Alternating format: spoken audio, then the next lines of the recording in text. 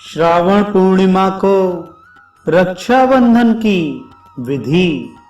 भगवान श्री कृष्ण बोले, महाराज, प्राचीन काल में देवासुर संग्राम में देवताओं द्वारा दानव पराजित हो गए।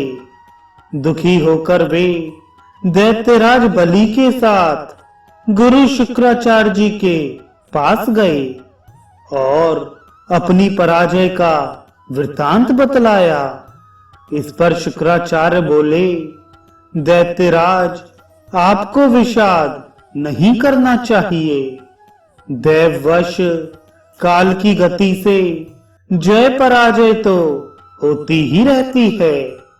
इस समय वर्ष भर के लिए तुम देवराज इंद्र के साथ संधि कर लो, क्योंकि इंद्र पत्नी शची ने इंद्र को रक्षा सूत्र बांधकर अजेय बना दिया है। उसी के प्रभाव से दानवेंद्र तुम इंद्र से परास्त हुए हो। 1 वर्ष तक प्रतीक्षा करो, उसके बाद तुम्हारा कल्याण होगा।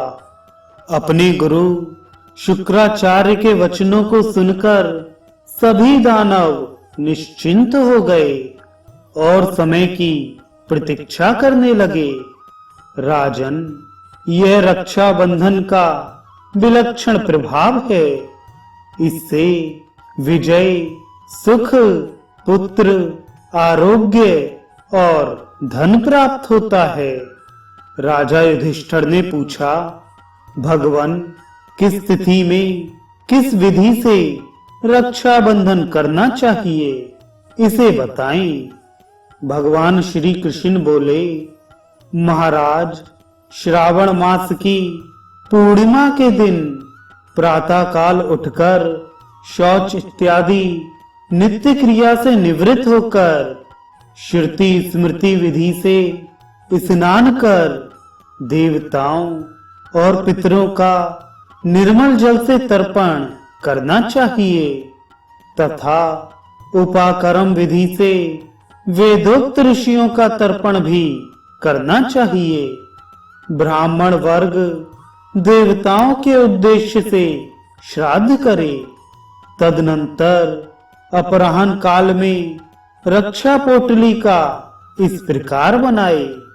कपास अथवा रेशम के वस्त्र में अक्षत, गौर सरसप, स्वर्ण, सरसों, दूर्वा तथा चंदन आदि पदार्थ रखकर उसे बांधकर एक पोटलिका बना ले तथा उसे एक ताम्र पात्र में रख ले और विधि पूर्वक उसको प्रतिष्ठित कर ले।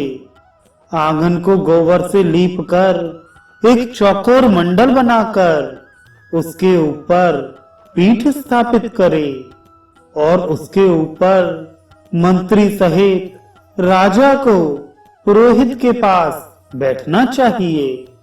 उस समय उपस्थित जन प्रसन्न चित्त रहें, मंगल ध्वनि करें। सर्वप्रथम ब्राह्मण तथा सुवासिनी स्त्रियां अर्घ्यादि के द्वारा राजा की अर्चना करें। अनंतर पुरोहित उस प्रतिष्ठित रक्षा पोटली को मंत्र का पाठ करते हुए राजा के दाहिने हाथ में बांधे। तत्पश्चात राजा को चाहिए कि सुंदर वस्त्र, भोजन और दक्षिणा देकर ब्राह्मणों की पूजा कर उन्हें संतुष्ट करे। यह रक्षाबंधन चारों वर्णों को करना चाहिए। जो व्यक्ति इस विधि से रक्षाबंधन करता है वह वर्ष भर सुखी रहकर पुत्र पौत्र और धन से परिपूर्ण हो जाता है।